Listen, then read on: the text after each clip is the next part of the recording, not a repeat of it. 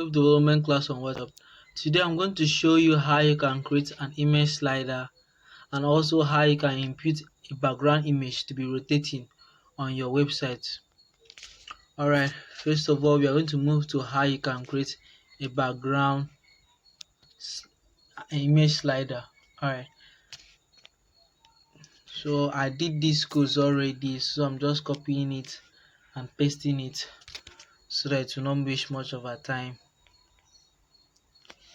Alright, most of you know what a span is. A span is used to group a group of elements together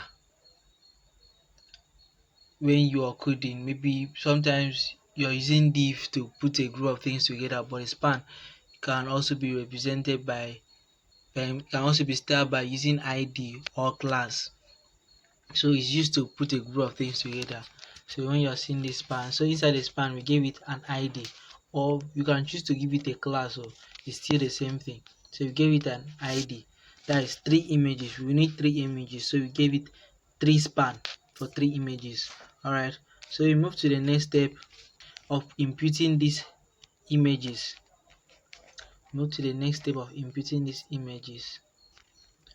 Imputing 3 images. Alright,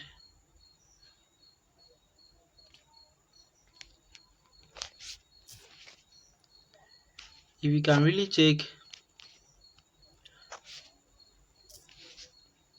alright, so we paste it here. We have 3 images, that is 1, 2, 3.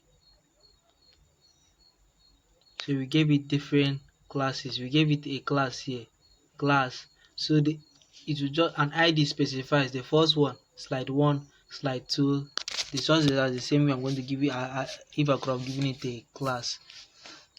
Alright, we move to the next step of creating a button that we can click to make the image change to different type you want it to be. Alright, create a button that we can slide and change it to different images.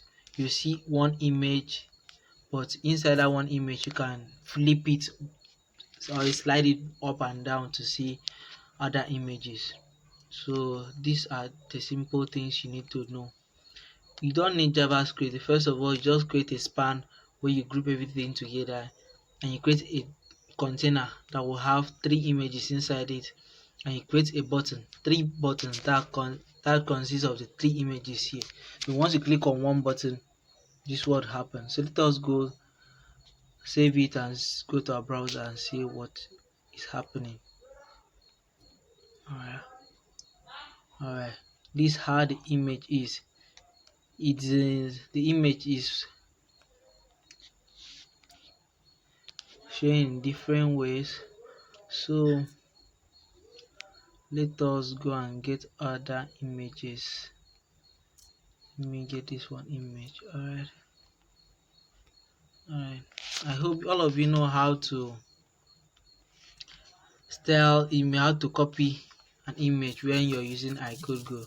We taught that in our previous class. So if you don't know how to copy the link of an image using iCodeGo, please do so to go and learn it on our previous classes. We have PDF and videos on how to do that. So let us see what we are doing. Alright, we have 3 images now, but if you observe, the 3 images are like this. It's not in a slide motion, it's just like this on the screen. Alright, but that's not what we want. So now we are going to put this our code in a body. Observe it's not in a body.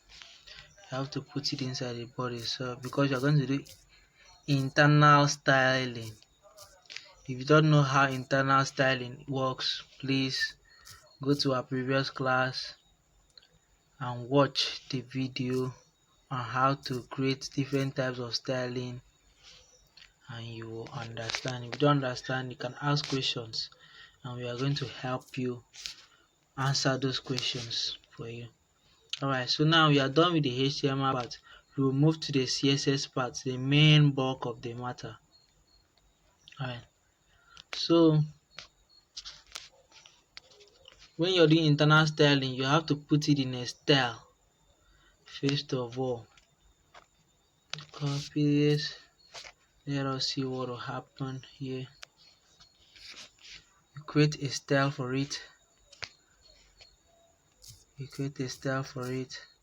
And write style.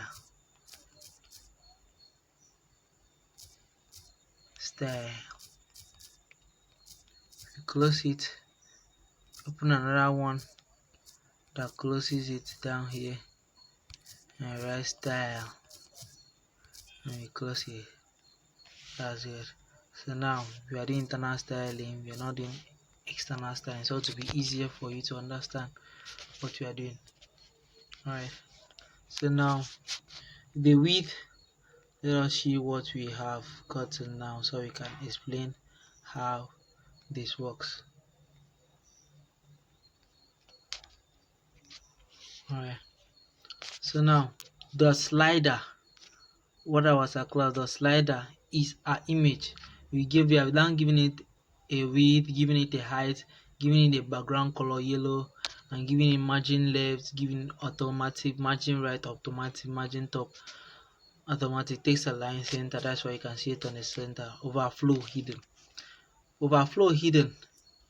You observe that the image in between this first image and the second image, there's no space. It's already inside. It's just compacted together, so that when our image want to be displayed, it will not be separate. We will not have spaces in between. So you see that the images are already joined together. That's why we did. So you have to make the overflow to be hidden, so it should not overwhelm this other one.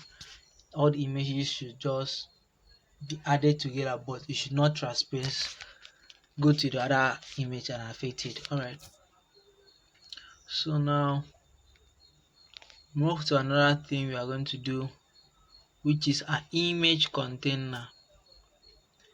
Image container. Yes, image container. Alright, image container, and we paste it here. Paste this one here.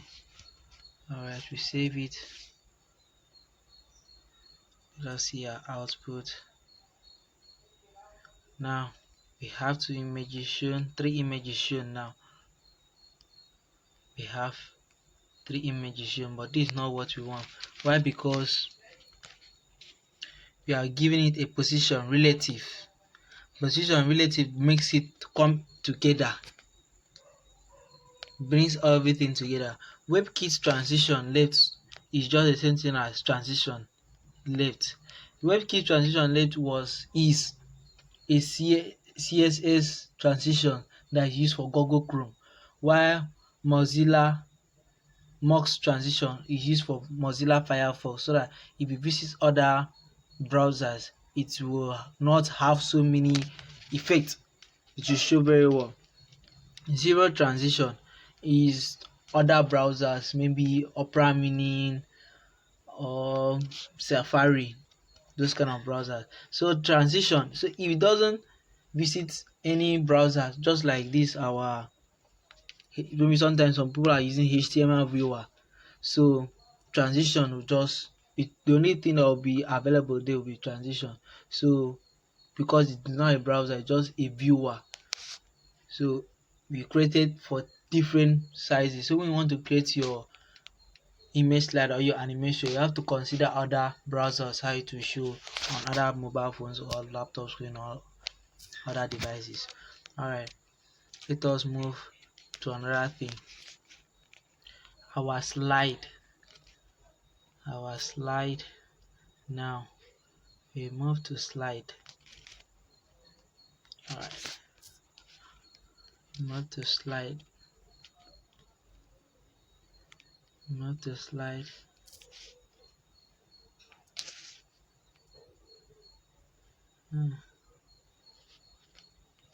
Okay, this thing wasn't closed.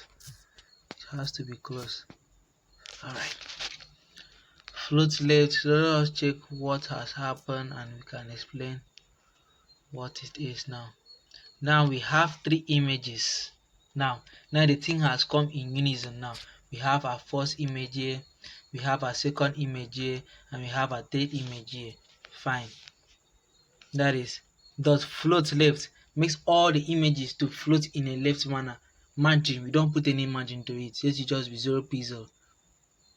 Padding, 0 pixel. Position, relative. Relative makes it come together. We want the float displace it. Relative will not make it to be space. There will not be a space in between. It will allow it to come together. So now we had our first image. This is ID, slide 1. So this is the slide 1 target image container left 0 pixel. We gave it the first one. The second one 500 minus 500 pixels. That is slide 2. The third one minus 1000 pixels. Depending on how you want the image to be slided, if you want it to the thing to be, you want to make a distance between this one and this one, you can also make it depending on what you want to use it for. So you can make it for whatever you want to do. Alright, so now we move to the last point where we bring out our button. That's the main bulk of the business. Bring out our button so that we can click on different images. Okay. Paste it. Save it.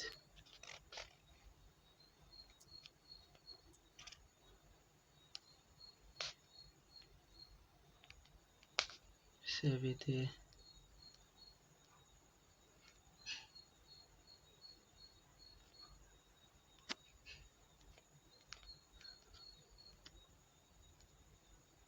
So have you seen now we have three images floated this way.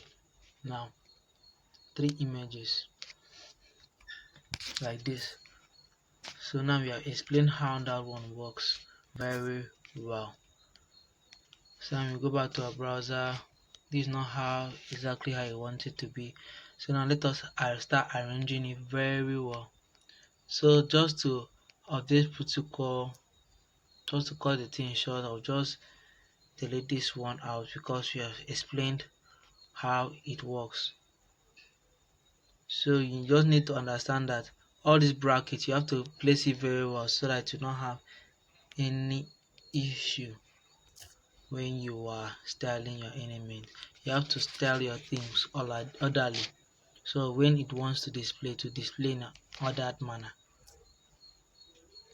Alright, it's still the same code we are using. It's nothing different, still the same codes. Copy it and we paste it. We save it.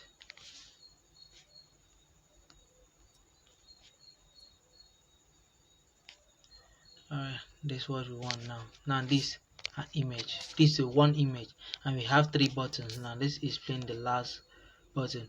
Button position relative, we gave it a color light green, border radius 50 pixels.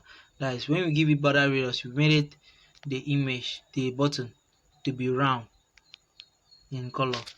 Position relative, we made it to come together.